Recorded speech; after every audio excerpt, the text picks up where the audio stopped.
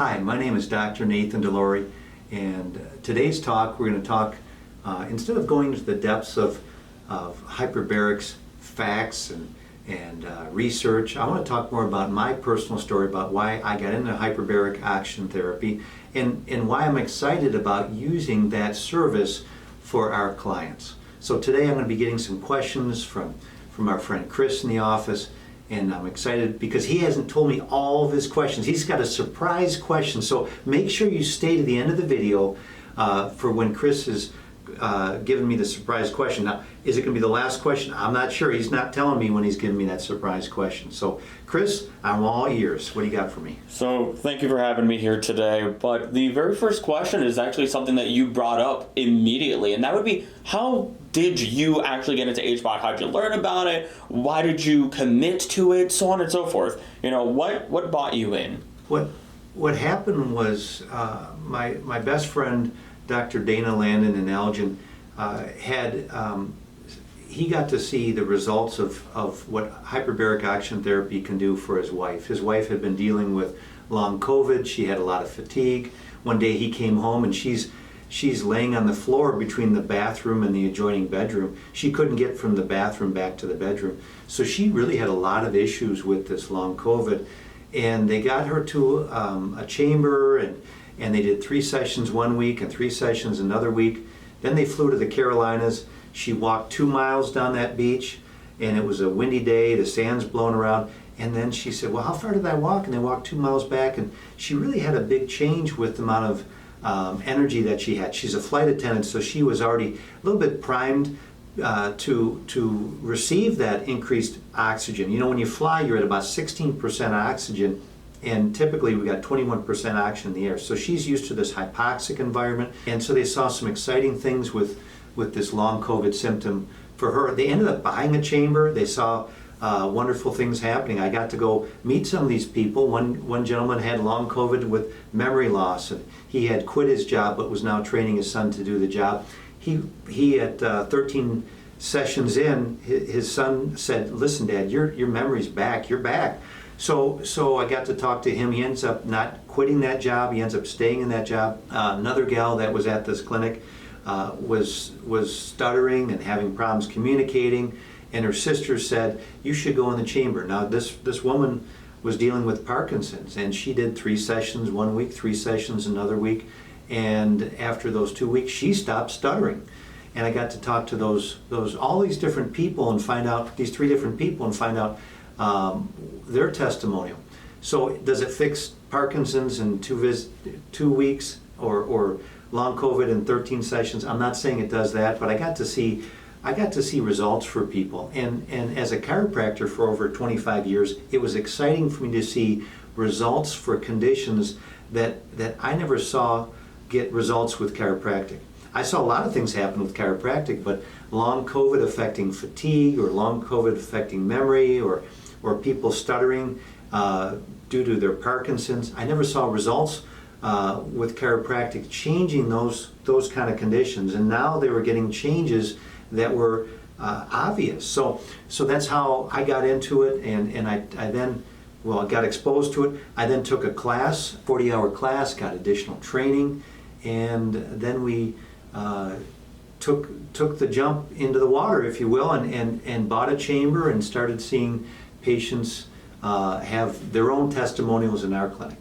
That's awesome, to say the very least. You're seeing a lot of different changes in people around you. It's benefiting others. You actually did the footwork, and you know what's scary sometimes with medical is, you know, you got to make sure that you know everything. You're reading studies, you're taking classes like you did, and you did all that footwork. And while you've told me a lot about the people that, you know, have come to the clinic or people that you've generally met, I want to hear more about you. What about, you know, HBOT has benefited, let's say, you personally in your personal life, your family? I've heard stories about your wife even. So yeah. What about what's going on there? So on the personal side, what's been exciting to see is I've been able to see myself, my wife, our three children, my dad, his wife, all these different people in my family that I love and I care about get help with hyperbaric oxygen therapy.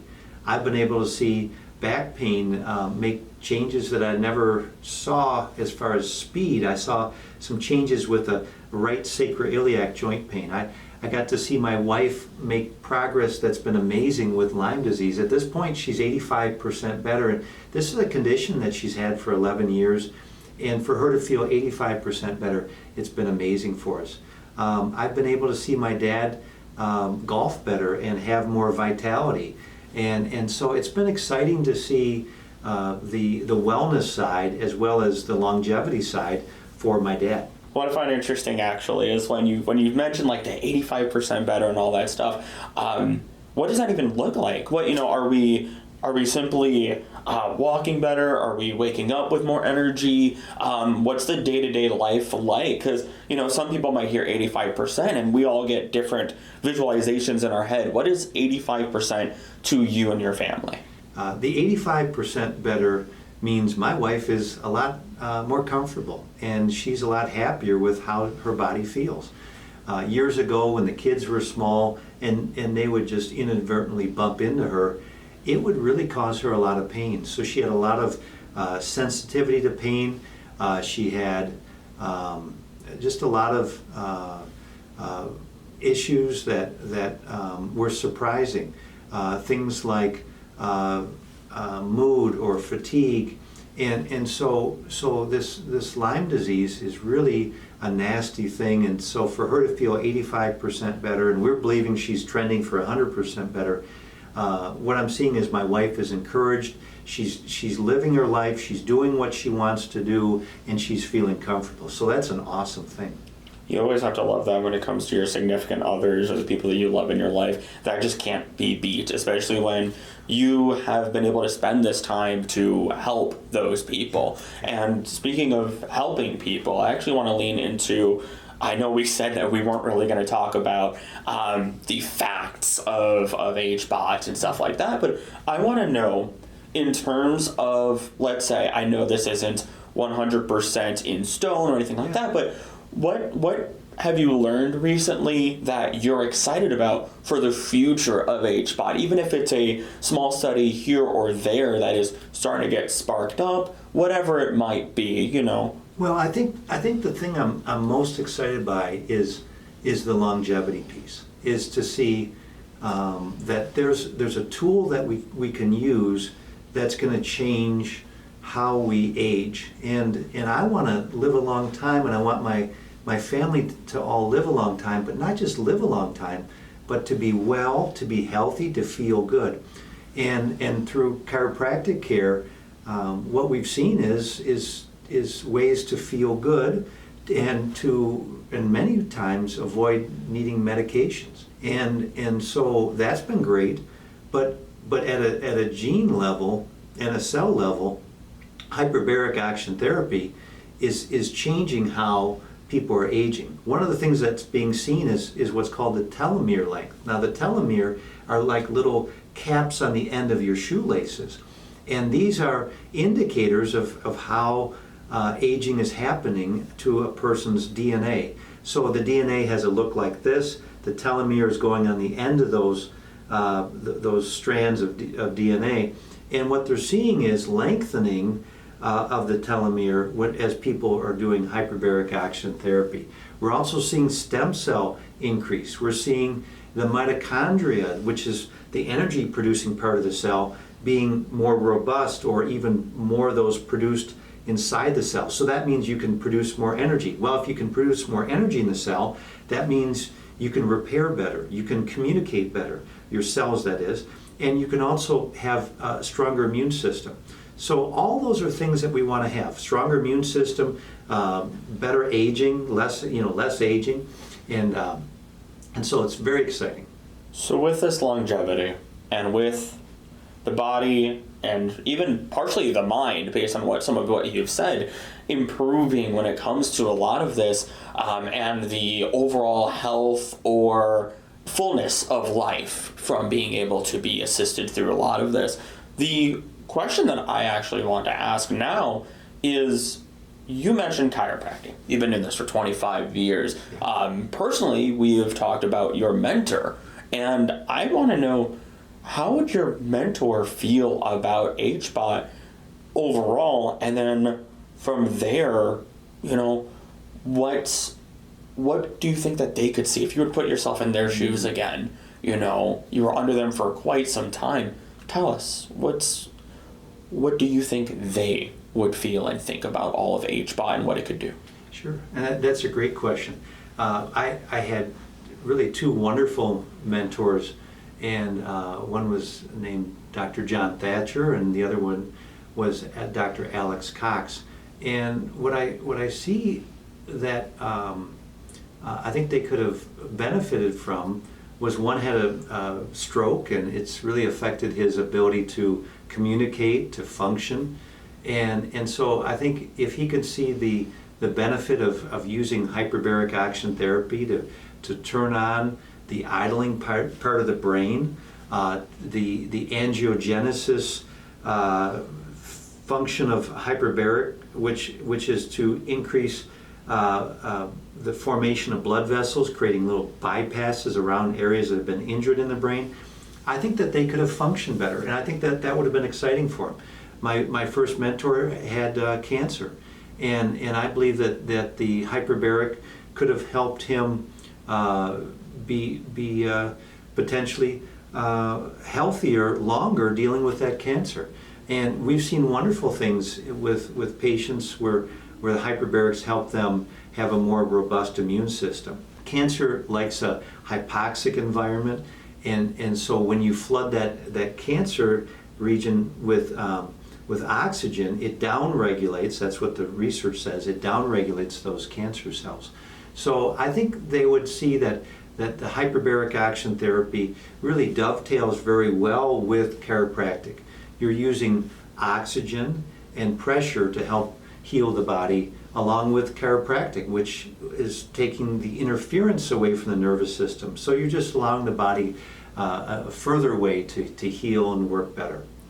So you've mentioned just about every single part of the body, directly, indirectly at this point. You've talked about cancer, you've talked about mitochondria, you've talked about pain in the head, the neck, the body overall. So what this leads me to is just a really short question, actually, which is, you are learning so much while still helping people.